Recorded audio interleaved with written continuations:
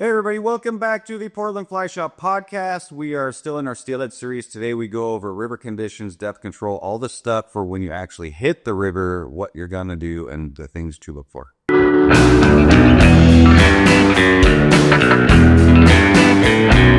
everybody, welcome back to the Portland Fly Shop. I'm still Jason. And I'm Nick. And here we go. So we've covered quite a bit in our Steelhead series. Flies, rigs, out, sink tips, like all the gear, all the stuff that you need to have with you. We've done a little bit of fishing. But in this episode, we're going to pretty much go in depth on conditions and just kind of get technical and the nitty gritty. And this is where a lot of the experience that we've got really comes into play. And honestly, this is going to be the podcast where you kind of differentiate the really good steelhead anglers versus the not so great or the beginning steelhead anglers. Like, these are the things that make really good guides, right? The details, the devil's in the details with this species for sure. And so this is going to be an episode to cover a lot of the mystery, honestly, and things that really have taken me years and years and years to learn, being on the river every day. And so here we go. I'm going to spill my guts all over this table, and hopefully you can pick up some stuff to help you be successful on your next trip. Because the goal here is for you to get more bent rods. Like, that's the whole point of this entire thing, is we want to help you catch more fish. So, I guess we'll start with depth control, since we're kind of coming off the sink tip episode. And we are going to do a total geek out Nick Fest sink tip podcast. You wanted it. Thank you. He is so giddy that you want him to do a full geek out sink tip podcast. Like, ear to ear agreeing on that one. Yeah. So, I will probably be there for this one, but I will definitely be in the back seat, trying to stay keeping on focus. Yes, try to stay interested and engaged after 2 hours of sharks. All right, so depth control, coming off the sink tip gig.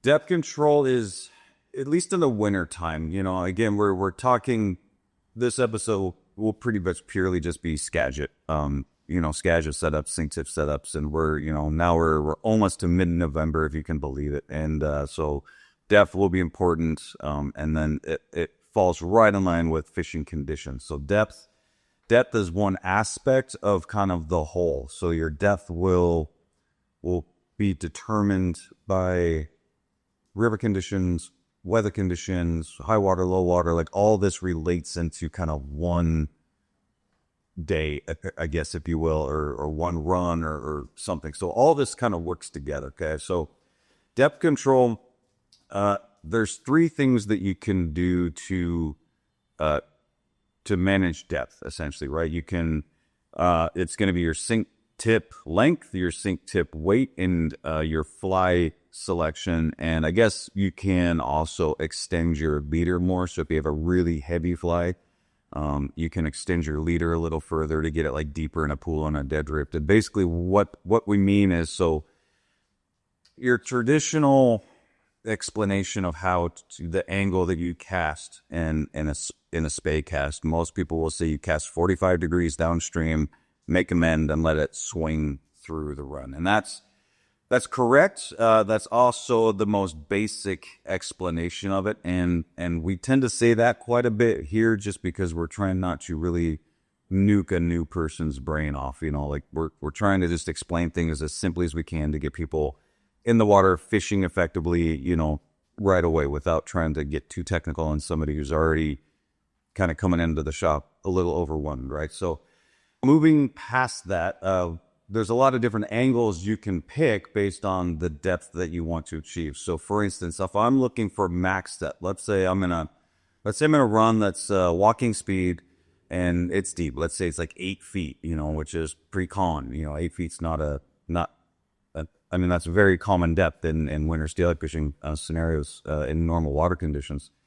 I may cast directly across stream, kick a big mend, and let everything dead drift as long as I can with the heavy fly to get the fly down, to get the tip down before it engages in the swing. I want to get maximum depth. I may not hit the 8 feet. Most of the time you won't. That's pretty deep, but that is a way to get maximum depth, is to let it dead drift, just like you're trout nymphing or steelhead nymphing or whatever.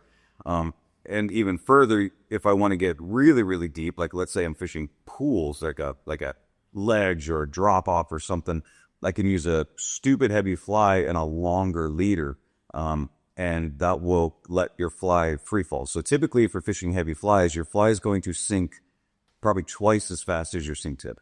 And so I will use my fly and my tip as a combo. And the way I like to think of it is my fly will get me down and the sink tip will help keep me down. That's kind of the relationship of those two. The fly will typically always sink faster than the tip if you're using weighted flies.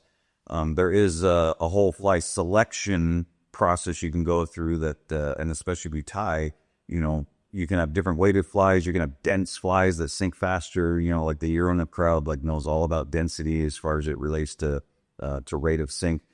So you can tie really dense flies that don't have a lot of materials that inhibit sink. There's a lot of different things you can do, and I would encourage anybody, like real quick, to start tying flies. I mean, you will become a better angler, and you will have much better arsenal to attack these rivers, really, really well. I mean, if you look at my fly box, they're set up for pure steelhead carnage. I mean, I've got There's a lot of wonderful commercially tied flies, but nothing will be ever as precise for the rivers that you fish than the fly that you tie yourself. Right. I mean, I've got flies that I have for a specific spot. Like I have this spot in mind, and this is the fly for that spot because I need to get, I've got things that I need to happen in this spot in order to fish it effectively. And these are flies that just nobody ties. You just can't buy them, right? So I encourage at least to start tying flies if you really want to go kick all the ass in the world. Yeah. So at any rate, so that's depth. And me and Nick have had very different theories on this. Well, maybe not very different, but I have different theories than most people. But you got to understand, like most of my guiding career I've been surrounded by conventional gear anglers, and so I have not guided rivers traditionally that are like fly only type rivers, and not even most of the time I was the only fly boat on the any given day. Most of the stuff I guided is Southwest Washington up into Grace Harbor areas. And it is gear country, and I'm kind of visitor in that land. And so I had to adapt because I'm behind bait, beads, jigs, clugs, like all these things. And so all the, I always assumed, and I think it's true, that the aggressive fish for the day have already been plugged out by boats in front of me, and so I've had to kind of go in after some of these boats and really figure out, like, okay, how am I going to fish this river? Like I'm here, we need to fish it and we need to attack it like really aggressively because I've got 6 boats in front of me that are side drifted beads or bobber dog and really effective ways of fishing. So how am I going to go behind these guys and be successful? So my goal was always to just beam the fish with my fly, like right in the third eye, man, like right here. And my theory's always been the easier I can make it for a fish to eat my fly, the more fish will eat my fly. And that seems to hold true, I mean, really in all aspects of fishing, at least in my life, and trout fishing especially. But I don't want a fish that's not aggressive and that doesn't actively feed to feel like it has to move 6 feet to intercept my fly. I'm trying to make it as easy as possible, so hence depth control. In depth control, like when we really are talking about like winter steelheading, it is so key. But the more you understand this depth and how to control your fly, you can even figure out ways to keep your fly higher. So when you're fishing summer, or if you're fishing an inside scene, you can control your fly to not snag on the bottom. Right. So it's not just knowing how to make your fly go the deepest possible, and it's also know how to have your fly stay up in the column when you need it to. So this does apply, I feel like, to summer and the winter. Oh shit, 100%. But if you can master it in winter, that's where it really, really matters. Yeah, and you can also run one of like the Type 3 Skagit heads, which helps a ton. Like I pretty much live and die by the fist head, I don't really fish the game changers, but And when we're talking about that, we're talking about a Skagit line that it's typically 3 densities, and it's usually maybe a float in the back, and then so it sinks. So it is going to get under surface current. It's going to slow your swing down. And anytime we swing or slow the swing down, your fly is getting deeper. Right. And I mean, we're still lucky. I don't know if you still have them. I still have a few of our old creepers that I will not be giving up. But that'd be stupid. But good news. Airflow may be helping us out. We may have a new batch of creepers coming. I shouldn't talk too much. It's not available yet, available, but Possibly we're in talks. please duck 20,000 phone calls on that. Or you can call Airflow and tell them you want it and help tip the hand. Yeah. Here.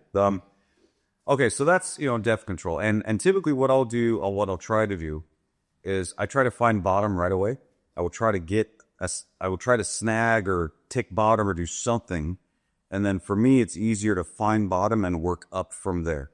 So if I give myself, let's say, 20 feet of dead drift in a cast before it engages in the swing, and I tick bottom and I find bottom, then maybe the next cast, I'm only going to give myself 15 feet of dead drift. I'll cast it down further and let it engage in the swing sooner.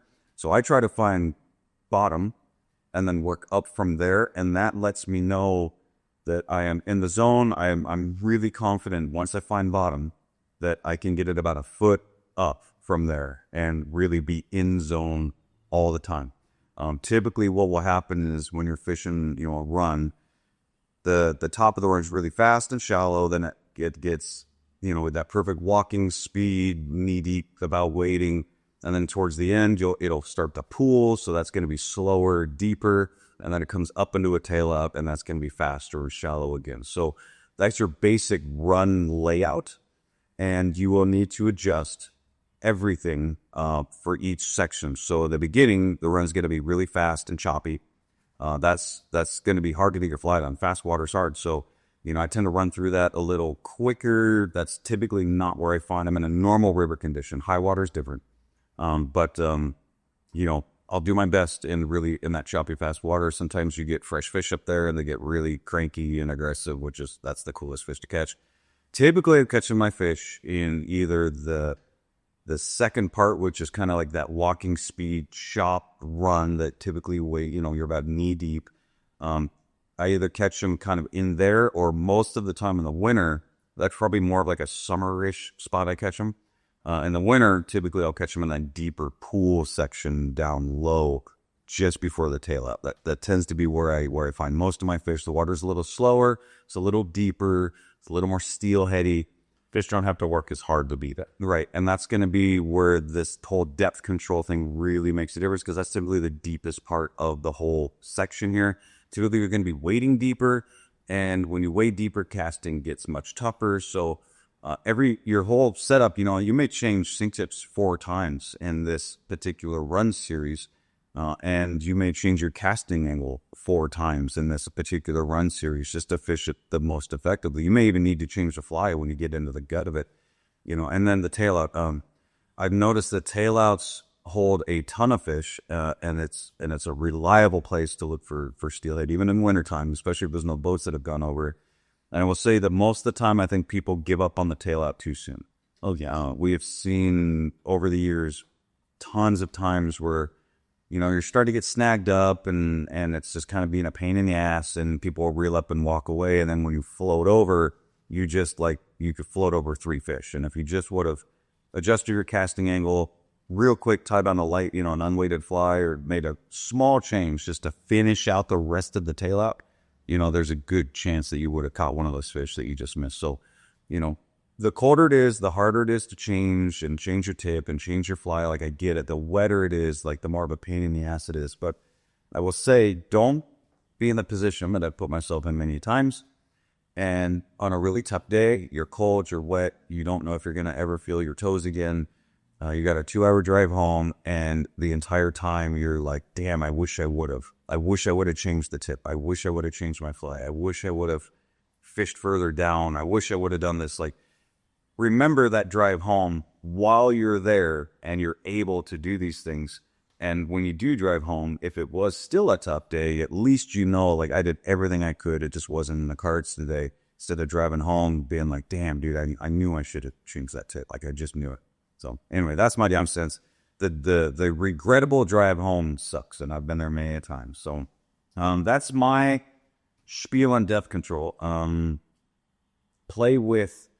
It's going to be hard in a podcast to tell you exactly what to do. All right, so these are things that you're just going to have to experience on your own, and a lot of this goes by sensation and feeling of hand and rod and water tension on line. Like these are all sensations type of thing that I really can't explain in a podcast. I can explain casting angles and stuff, the further, like the longer dead drifts before it engages, the deeper it's going to be. Like that's pretty easy to figure out. But a lot of this, you're just going to have to get out and experience this. And you're going to have to feel the rod, feel the water, lose a couple flies. And that's really where like the true impactful knowledge that sticks with you for the rest of your life, like really occurs, is when you're there doing it, not just listening to me talk about it. So I hope that makes sense. Unfortunately and fortunately, actually probably way more fortunately than unfortunately, but this is an active participant sport, and you will have to be an active participant in your own fishing day to be able to catch the fish you want to catch. So a lot of this, you're just going to have to go and feel and learn and figure it out on your own to get that in-depth knowledge that we're trying to blur out, I guess. So Yeah. And so my 10 cents over 10 cents, not 2 cents, because it's going to be more, is if you're new and you're learning and your casts aren't great, when you cast out there and it doesn't turn over all the way and the fly and the sink tip just don't make it, it kind of lands in a shitty pile, almost everybody, you snagged immediately. And everyone's like, why did it do that? And the reason being is it had so much slack by the time the sink tip and the fly fell that you got so deep that you got stuck on rock. And so that's a prime example, I feel like, of the free fall that we're talking about. The problem is most people do it when they don't want to do it. Right. And it's in the shallow run. If you're trying to get into a really deep run, I mean, I of course want that fly to unroll, but I'm going to throw that bigger mend in to let that thing free fall and get down.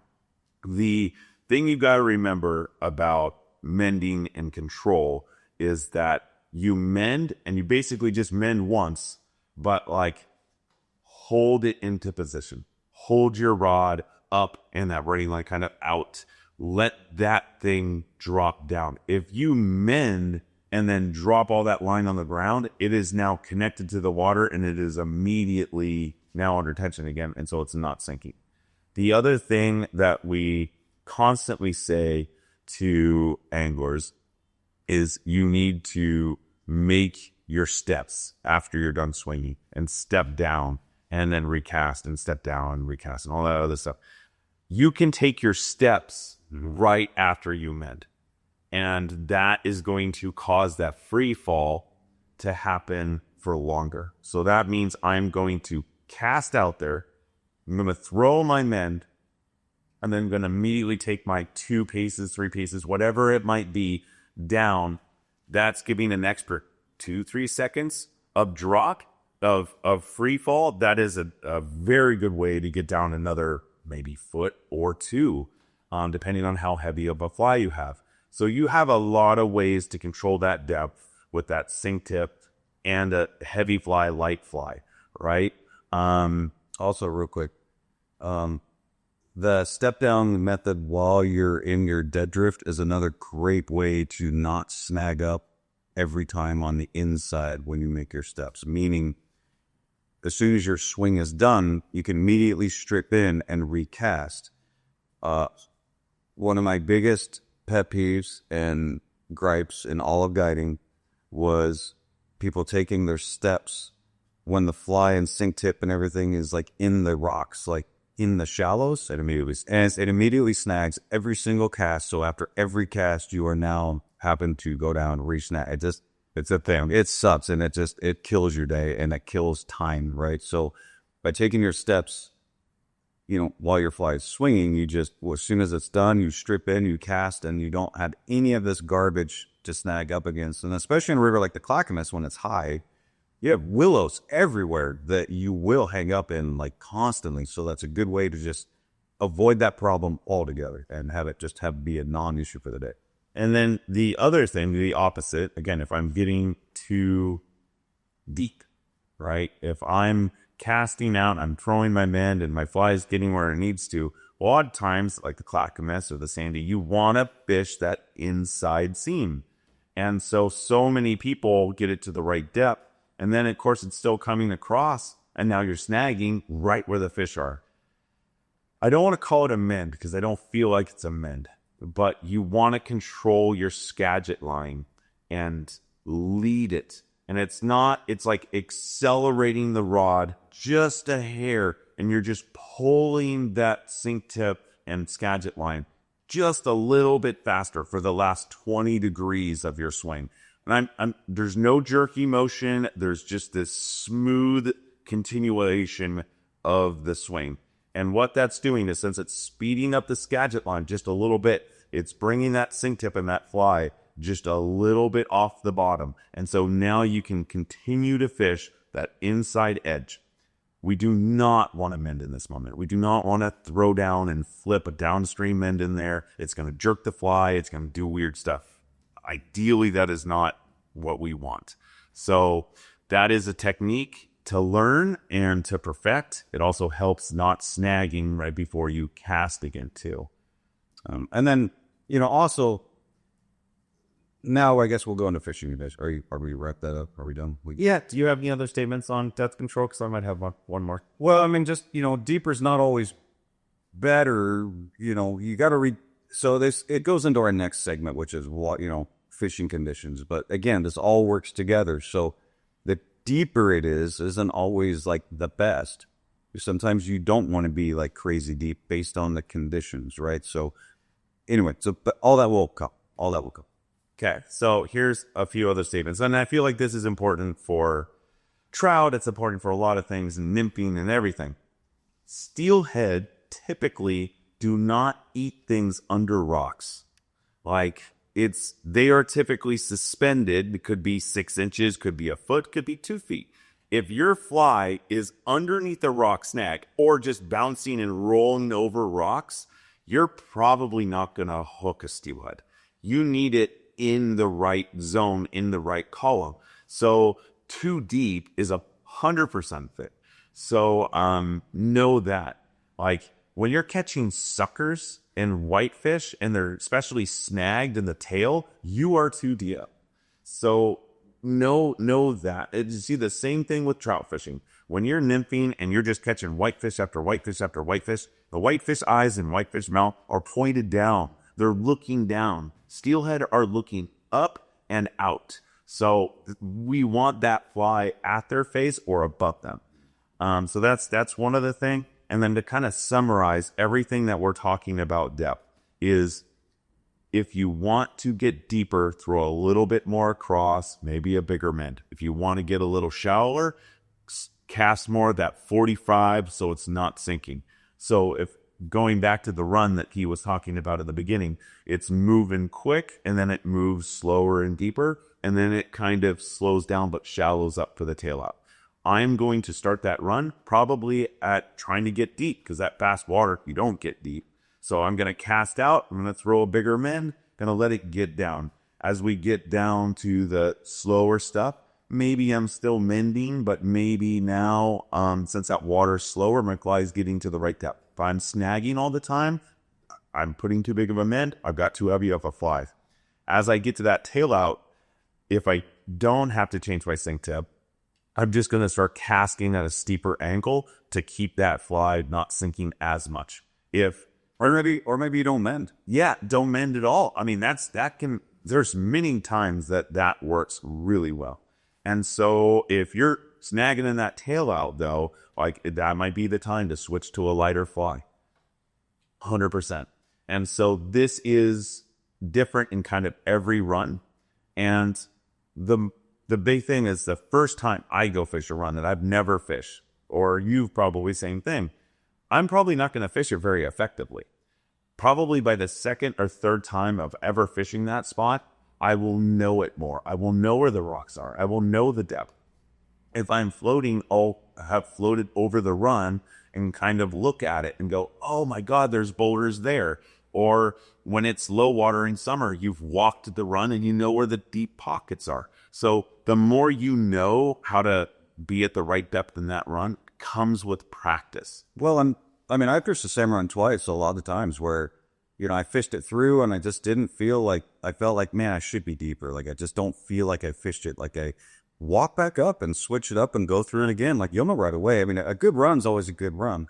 And, you know, there's a lot of times. I mean, how many times have we seen somebody like walking behind somebody's gone through the run, you know, new person walks in behind and they yard out a fish. Like, we don't know if that fish was there the whole time. We don't know if that fish just moved in, but you know, the picking your pocket scenario, I mean, there's a reason that happened, and it could be the guy had too light on a fly, right? Yeah, because there's a lot of reasons. So you can always go through it again. If you just don't feel like you fished it as good as you could have, roll through it again. Like, put on some T14, put on a heavy fly, just see, you know, just see what happens. You know, like, you could be like, shit, I fished it awesome. Like, now I'm just snagged up the whole time, and then you know. Yeah, exactly. So now let's go into kind of fishing conditions. So conditions will really make or break a really good day. Yeah. And this matters so much more than I can ever really tell you. Now, this comes with a statement of you can't catch them if you're not out there. You can't catch them on the couch. So if you don't go because the conditions aren't ideal, like, you're definitely not going to catch a steelhead. But if you can go when the conditions are the best, and we're going to discuss what that is, that's your best odds for catching a steelhead. 100%. So that being said, hey Nick, what is your number one when you're looking at what a good day versus a tough day, or like what gets you excited? What's the number one thing that you look for before you go out? Like, what is the number one thing? Like, if you're looking at the Sandy, you're like, okay, what are you looking for? So in this disclaimer, this would definitely, it's more winter fish, right? I'm really looking at water levels. If I check the gauge on most of these rivers probably at least once a day. And when I'm working, sometimes it's more than that. In summer, I almost never check a gauge. No, it's rare. You just go. I actually check temps probably more. Yes. So when we're fishing all these rivers, like, a dropping river is going to be the best conditions. A rising river, I mean, I've definitely caught fish for a rising river, but the chances are lower.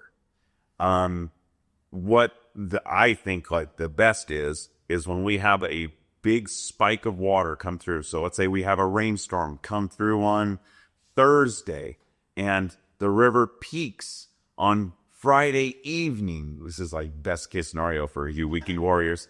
And it's like, it's dropping and it's just coming in at that happy pace where we've got like green water and not chocolate brown water. That's when I'm gonna hit it. Most rivers are going to have like right when they start that drop and they turn to that like steelhead green, kind of what we call it, which would be like pea soup, emerald green. You have like 2 or 3 days of incredible conditions. And then we start getting low and cleared. Yeah. And then so the water level gauge is kind of like live and die by the water level gauge. And I use there's a couple different ones you can look at online. I use NOAA, and I'll throw a link in the description on this, both on the Spotify, Apple, and the YouTube. I'll do it on all of them. I use the NOAA one just because it gives me the most information, honestly. Like USGS is fine. They take they use the same data gauges, but NOAA will give you predictions based on like the forecast and all that stuff. And while it's not accurate, like it's not Another disclaimer. yeah, it's not Don't live or die by the own prediction. yeah, those predictions like change a lot, but it's still better than nothing, and it does give you kind of an idea of what you can loosely plan for, if you will. Yeah.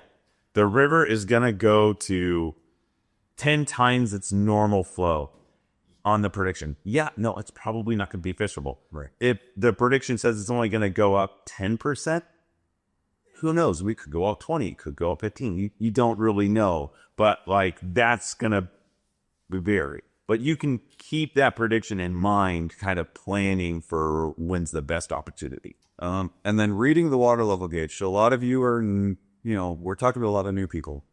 And the water levels are probably the biggest mystery, right? Like the Wilson's going to have a different, ideal water level than, whatever the Clack or whatever. And the Hoh River is going to be way different than, the Sandy or whatever, just based on drainage and volume. Like 5,000 CFS on this river is perfect, whereas 5,000 CFS on this river is like in the trees, So, and CFS, for those that know, is cubic feet per second. So that's a volume of discharge of water coming down the river. This is a rough estimate. It's basically been surveyed. They feel that when the river is at this level, that's how much cubic volume's coming through. There's not a guy there sitting going, yep. It is just a scientific estimate. Reading this, if you're new and you're like, man, I want to go fish, River X, but I just have no idea what the water level like should be, what's good, what's bad. If you look at the gauge, you're going to have triangles that are pointed upwards triangles, and they're going to be at the top of the graph. You're going to have downwards triangles at the bottom, and somewhere in the middle, you're going to have little diamonds. And this is only on the government websites. Yeah, NOAA has this, and that's another reason why he uses NOAA. So the up triangles up near the top, that's your historical maximum on average, your historical maximum, meaning that is do not pass go, blown out, probably in the trees. The bottom one's historical minimum, which means that's as low as it gets, historically is like the lowest it gets. And that's typically better because you can still go fishing, but not ideal. The mean, which is they're the diamonds, somewhere in the middle, that's going to be your average flow throughout the last years and years and years and years and years. 100-year average, 10 years. So that's going to be your average, right? So I look at the mean on a new system. I look at the historical mean, and if I can be somewhere close to those diamonds, that's when I know, okay, this is normal. Like this is a good level. And that's one way you can just gauge. Now, on some rivers, it's not the ideal level, but it's typically a fishable level. And so that's you can go out there typically in the historical mean and be confident that the river is going to be in good enough shape to go fishing and get after it. And then you may find like later on that, you like the river at a different level personally, but it gives you a starting point and it gives you kind of a thumbs up, good to go. A little high, a little above that, a little lower spine. You don't have to go right on the triangle. But it just gives you a sense of like, okay, this is kind of the norm, and this is, I can go, and the river will be in good enough shape, at least to find a fish or explore or figure it out. So that's kind of how you read that gauge, and so on a river that you don't know anything about yet, when you can go and when you can't for just finding a good day fishing. Yeah, and like if you got like a buddy that, let's say, fishes a clackamas, and he's like, oh yeah, no, a fish is great at this. Like, write it down. The best thing that you can do, especially if you're new to a spot too, is document. Like, when I was learning all these rivers, I'd be like, oh, I'm going to the Wilson. It's flowing this 2,000 CFS. And, oh, it looks pretty good. Or, it's kind of, a little brown. But you got to look at these spikes too. The hard part is, and this is why we're not necessarily giving you an exact CFS for something, is if I get a spike, and I'm going to go back to the Sandy. If I get a spike and it goes up to 20,000 CFS, which is huge, and then it starts dropping, it's going to take a while to get down to, let's say 8,000, but because it was so high, it's cleared out because it's had more time. But like I get a spike, let's say yesterday, and yesterday it was at 1,000, and it goes up to 3,000 because it's still a spike and it's tripled in size, it blows out. But that 3,000, when it goes up high, isn't blown out. So that's kind of the weird part. And that's why we're really looking for these downward trends, right? Like, I don't want to necessarily be there on a big, like, double, triple, quadruple, like, river size, because it's typically going to make the river muddy, brown, and we'll go into our nesting clarity at some point. You're going to have leaves, you're going to have dirt, you're going to have all kinds of stuff coming down river. Once it starts dropping, that stuff starts going away, right? And there are some other factors to, is it glacial melt? Is it snow melt? Is it rain? Because those three things will definitely have a different thing to the river. So the more you go, the more you document, talk to people, ask like, hey, what height do you like this river? Most people are going to talk about cubic feet per second, CFS. That's standard. And if you go to the Sandy, if you go to the coast, if you go about anywhere else, everyone talks about CFS. For some crazy, weird reason, when you talk about the Clackamas, everybody talks about feet. You don't, but every other random person. CFS would be better to kind of keep an eye on that one. But again, everyone just is like, it's 12 and a half today. And it's like, when they say 12 and a half, they don't mean 12 cubic feet per second. They mean 12 and a half feet. And that's a actual like gauge with like paint. And they're like, oh, the water is at this. So that's what we're talking about. Look for your drops. What is hard fishing but can still be good and can still be productive again is, let's say we have these spikes and they come up and we come down and we've had that day or two for it to clear. Some rivers, like some coastal rivers, will take 6 hours to clear. And some coastal rivers, the big ones, are going to take like 4 to 5 days to clear, right? And so, no, the smaller the drainage, faster it clears. The bigger the drainage, the slower it clears. The Sandy, being a big river, but it's glacial and snow, clears faster because, again, it's more snow melt. The Clackamas will take longer because it's more of a lower drainage. Still has snow, but there's a lot of rain that can affect that. So these are things to kind of pay attention to and kind of know. Again, the more you go, the more you document. You use NOAA the most. My app that I use doesn't have those triangles on it, so it's a little bit harder to watch that meme. But if you're looking for an app, I use Rivercast because it basically gets its data from NOAA. You can save the levels that you like. So you can go, oh, cool, the Clackamas at 12 and a half feet is where I like it, let's say. And that's just a general statement. I can save that level onto my graph on my app so that I don't have to remember as much. So that is something to go. But the longer these things and the river just stays at a flat pace, the clearer it's going to get and the little bit harder the fishing's going to be. Not impossible, but just harder. So for all intents and purposes, for clarity, if I'm knee deep and I can see my boots, I'm game on Donkey Kong. Like it's go time. I will even fish in like probably a foot of visibility. I've learned over the years that fish can see just fine as long as we give them stuff that they can see. I mean, I've caught fish in some garbage water over the years. Oh yeah, I would say, this is the problem with guiding for so long. Is when I was young and I didn't know anything, I just fished. And there's something great about that, right? Because like I would show up some days and the river is just brown. I would show up some days and the river's clear, and it was just kind of like, I don't know, like I'm just going fishing. Probably the biggest local fish I ever caught was like in like flood state, like damn near flood stage. And I just threw the boat in and went, and the river was just garbage, man. Like it was chocolate milk.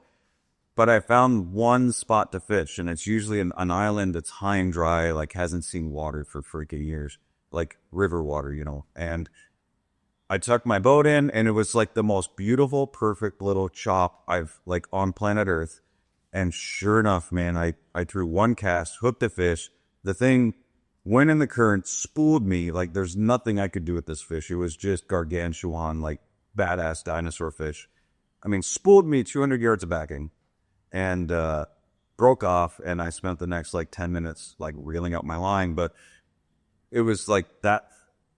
I've never seen that before. You know what I'm saying? So, like, and that was in, like, garbage, dirty water. Like, everybody was looking at me with the boat like I was on freaking drugs, you know. But, so if you can go fishing, go fishing. I mean, that's just kind of a story to just be like, there's always a variable, right? There's always, these are fish that will break rules.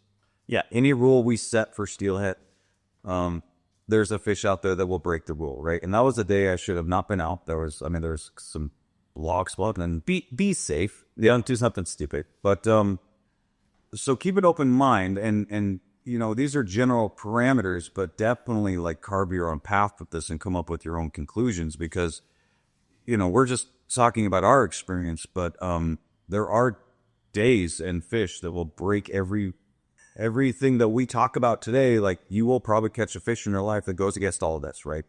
So that's just nature of steelhead. So this is just a general guide, but you know, I've seen some really big fish caught in some really bad conditions. Yes. So, and clarity, I feel like there's a little bit of theory behind this too. So steelhead feels safer in more colored up water.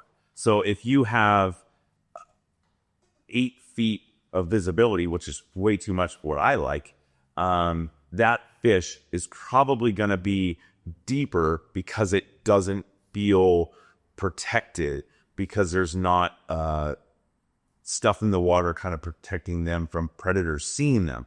So when it's 2 feet of visibility, steelhead almost know that's the exact depth that they have to be. So gear fishermen, I feel like, typically like cleared lower water, because it's going to put these fish in these deeper channels where they can kind of target them better. The best thing that's ever given to fly fishermen, which we just never use it as much as we should, is colored up water. And when it's like 2 to 3 feet of visibility, most gear anglers are like, they could be anywhere. And it's like, that's our tactic, is to search everywhere.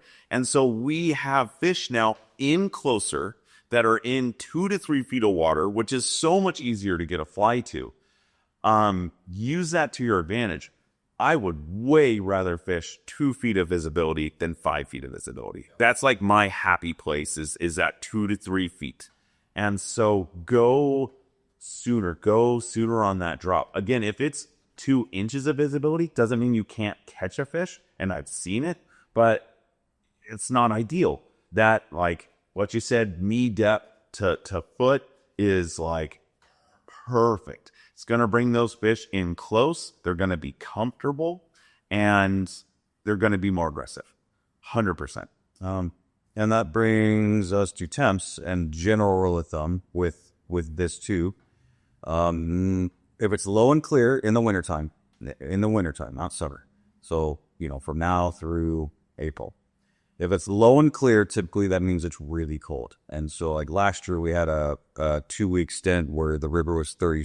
I was fishing in 34-degree water temps. I was out with Jackson, and 34-degree water temps, and it was, you know, we had 18-degree high for the day, and it was like crazy cold. And so that's low and clear, typically in the wintertime. Low and clear, you can catch them.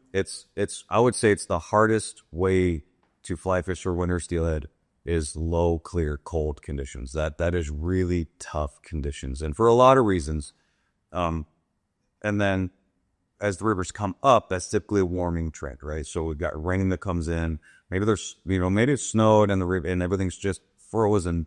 When we got some rain coming in, you know, it's going to get real cold at first as all that snow melt, but on the backside, you know, clouds keep heat in the atmosphere. Like, everything tends to warm up a little bit. Yeah. And it could just be a couple degrees. Yeah. 1 degree can make all the difference in the world. And so, I mean, that's why I always fish till dark in the wintertime. Like, I always fish till dark, because the afternoon, 1 degree can make your day. And so river temps, I just don't want to fish in 34-degree water if I can help it. Yeah, everything hurts. So, and to find if it hasn't rained and the snow's not melting and any of this stuff is happening, your bigger rivers will typically stay a little bit warmer than your small rivers. So, like, as we get less and less rain and we get like a dry spell, that's gonna mean go to your larger rivers. They're gonna take longer to clear. They're gonna stay a little bit warmer longer too. So that's just another good tip. But well, the temperature, like what you said, when it starts coming up and it's dropped, usually it's rained. So now the water temperature's jumped up 2 to 3 degrees. And this is like another big thing. The shortest days are in December, right? So end of December, January, some of February, are usually our coldest water temperature months. As we progress through the steelhead season for winter, water temperatures rise. We have longer days. We're getting warmer storms in March. That's why more fish, more winter steelhead are caught in the latter part of the season, typically because we have warmer temps. Well, by flying lures. Yes. Yeah, by flying lures. That's key. I've checked a lot of gear anglers that love January, right? But they're just equipped to the conventional rod is just equipped to be just a full on ass kicking machine, and that's why 98% of all anglers do it. We're just the people that love self-against. And so another thing that's like really brings you success is kind of knowing run timings. And the big thing here, and this should make a lot of sense. We're just going to use our 2 local rivers because I feel like this is the easiest example. The Clackamas does get a little bit of some early wild fish, but not very many fish. The hatchery plants and returns are late. They're typically more except for last year. Last year was weird. Typically more end of January, February, March.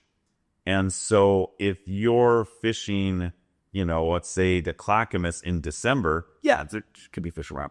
It's not saying there's not, but like there's less fish around, right? The Sandy has a nice earlier return of fish that come in December. And so if you're fishing in December, the Sandy typically is a little bit better odds than the Clackamas.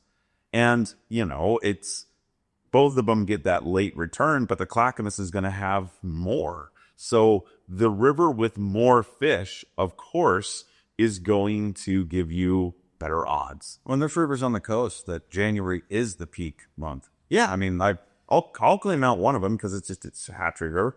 So like the Nicanicum, like that gets an early return of steelhead. But if you go to the wild only rivers, let's say like the Kilchis, it doesn't get fish in January.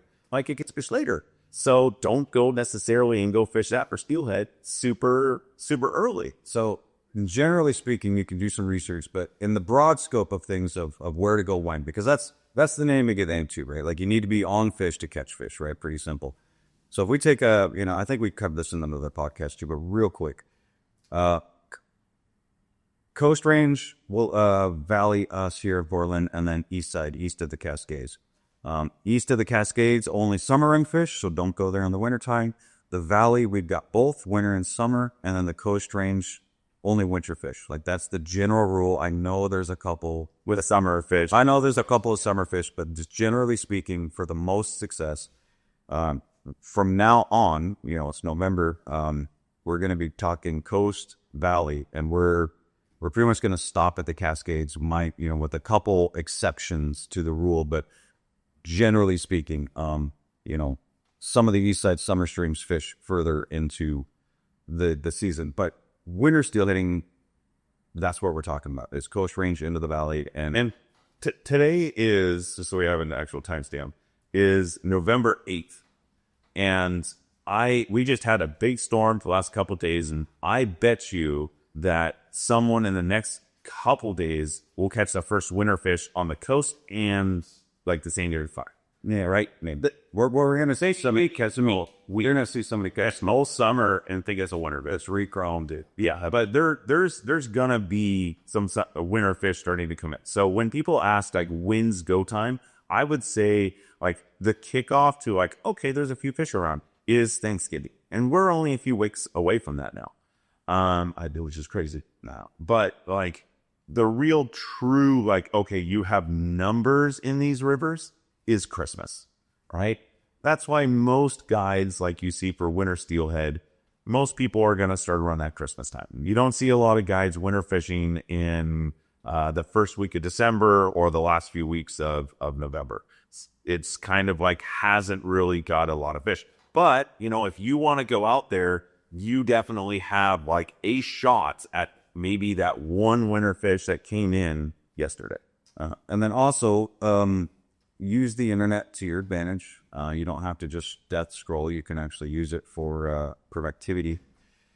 A lot of the state-run hatcheries have their run charts, like their historical run charts are online. And so like the Clackamas, man, they do a hell of a job actually. The Clackamas, it breaks it out per month, per total, per species, per everything. And you can see when peak time is based on the history of the river. And then like a lot of the hatcheries on the coast, you can just call them. Like a lot of them will have like little whiteboards if you visit, you know, and they'll have like this week's, you know, fish return or whatever. But I've called a lot of hatcheries and just asked them questions, and it's fine. They actually really like, at least me, like they're good people, you know, and they'll talk to you, and you could just call up there and just be like, hey, like just wanted to come down, just wondering if you can give me information on just kind of the historic, like, you know, where do you get the most fish? Like, what do you usually see like year to year? And they're just going to tell you like, yeah, like we kick ass here in January. Use them as a resource and pick up the phone. You can call a couple hatcheries and just kind of get a lay of the land, and then just dig around, because a lot of the state-run hatcheries, they have this data because data's everything, right? Like they're studying these fish, they're studying behavior, they're doing all these scientific studies, and all of it's published. And I think it's like kind of state requirements that they have to. So if you dig around online, you can find most of this information as far as like where to go when. It's just all these systems run a little different. Just like all these systems have a little different water level preferred, you know, and with that in mind, last year, like the Clack had an incredible early season fishery, and it sucked for the late fishery. Like, yeah, so you never know. Things are going to change. And my other statement in that too is don't wait for the report. I mean, please listen to our fishery reports. But the fishery report is basically like you're a day too late. So when I say like, oh my God, the fishing on the Clackamas was amazing these last couple of days, that's because that peak happened, right? It's now dropping. That's when it was good. Like, don't wait for a report to go if you can go. And then we got to actually wrap it up because Nick has something to do, and anyway, we got to wrap it up. Next one, we'll continue this. But real quick before we leave, general rule of thumb when we're fishing in water conditions, all right? General rule of thumb, and I found it to be pretty true, is when the river's high, you fish high, meaning high up in the system. High water is traveling fish, moving fish. When the river's low, you fish low in the system, meaning like fresh fish are coming in because they're slowing down. Yeah, or, you know, if it's tidal or whatever, like a lot of times the ocean's freaking warmer than these rivers and these cold snaps. So high water is good migration. Low water, it's usually cold. You know, and our trips here could be like 10 degrees colder than the Columbia. Why would the fish leave the Columbia? Or they're 10 degrees colder than the ocean. Like, why would they leave the ocean? But they'll come and mill around and then go back out. A lot of you OP people like know this to be, you know, fact that. So when the river's low, fish low. When the river's high, fish high. If the river's stable, then just throw a dart. You go anywhere you want. But, you know, general rule of thumb, like that's where you can find, you know, the highest success potentially, you know. So anyway, yeah. If you have questions, you know, leave them below. We'll try to like comment on them. The real thing and the biggest takeaway that I can give you on all of this, especially the conditions parts, is like document everything. It doesn't have to be long. It could be a note in your phone. It could be saving a line on the app. You can do whatever. But the more you know, and especially if like you go to the Wilson once a winter, you know, you're not going to remember what it was last year and that was a good hike. You're going to be like, yeah, no, I went on that date. And that's about it, right? So if you can just be like, oh, cool, I went last year, it was 5,000 CFS. Yeah, that was definitely blown out. Like, now you know when you look, you're like, oh, it's 5,000 CFS. I'm not going to go to the river. I'm going to go to a different river. We are blessed that we have so many rivers in a 2-hour radius of Portland.